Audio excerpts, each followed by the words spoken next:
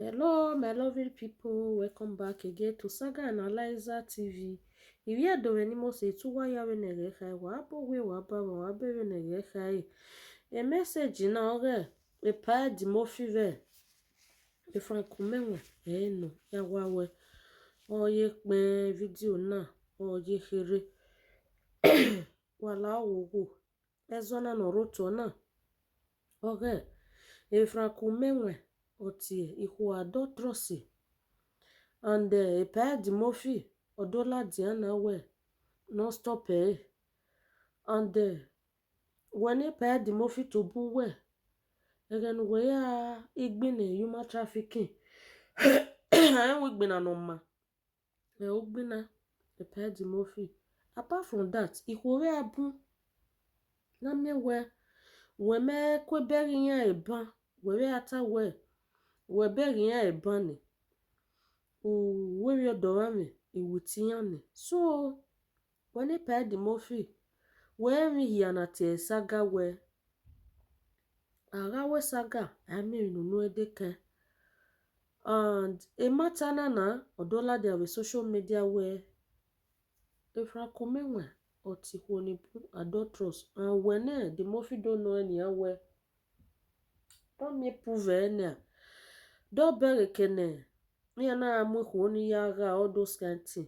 Me ma ona do ate mi no sunu emi ni la de wa do tam wa pe wuye na because me kenedie ngwala wo ave me ya no roto na ikpikpia e wa ivahin emi hu ti dosie zo nu wa omovera wala wo nu wa ye nwa iyawe mata na vin wa tase no de na ni o wa severio ni we ni do tam wa wala wo wa geme na wuje ema the mofi we no nwa o la wo we no nwa because eni bula jana unu we no de ade ere room nwa ri ofi toilet okono na afi toilet imuna kimuna no ria uge erima no ria wana ni me so recipes imuna as far as omajo gwo marokpa ya imi vai and pad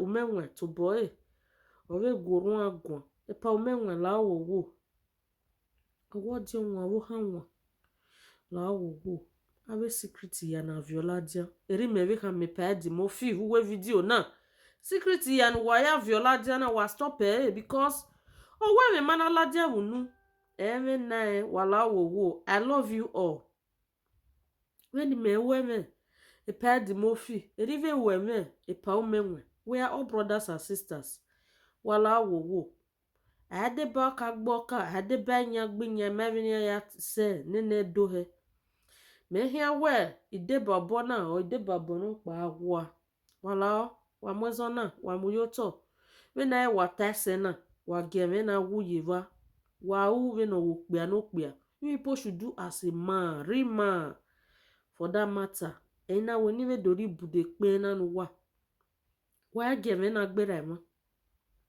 la wo pad mofi we mi odion we mi no nwa ege me na igbera ma ege mata na wa regila dia ke na pa we wa do continue mata na wa wata wo wa ne me na wuye ba wala wo wa ge me carry on with social media ave callers ni call wa ni ado mo ena ye mata na ona yimia ni do yin wa no wa mo zo na no wa mu yo to because Maya fefe mama money mama keni wi ma hia se wa kwe mama keni wi wa azuzu se wa kwe ado jamegbe wala wo we no wa se na wa ge wa ajeveri oni wa ge me na wuje veri na wala o pa di mo fi wu menwa edo imi a ogwe na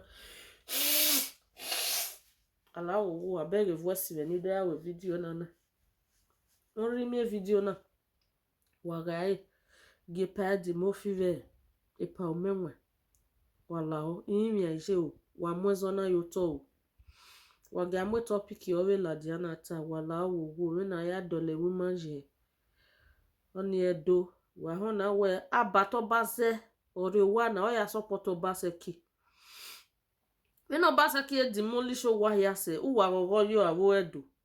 No ma so egbe vedene na. Oga we so egbe vedena hwe. Wagi mamudia ekena ya dole doji. Na do agwezo na lega adulterous women.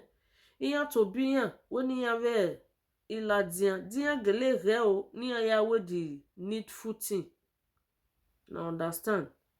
And them yowe o mana we wemi o ma heke na we fie ugia seni ave di jo egbe mi no heke mi no gba anadoge ekenezeke lugure epa di mofi workers wa we sagana ya na u because mani viedo ni maya la we because pe ni me ya la we me me na tie saga wala wo.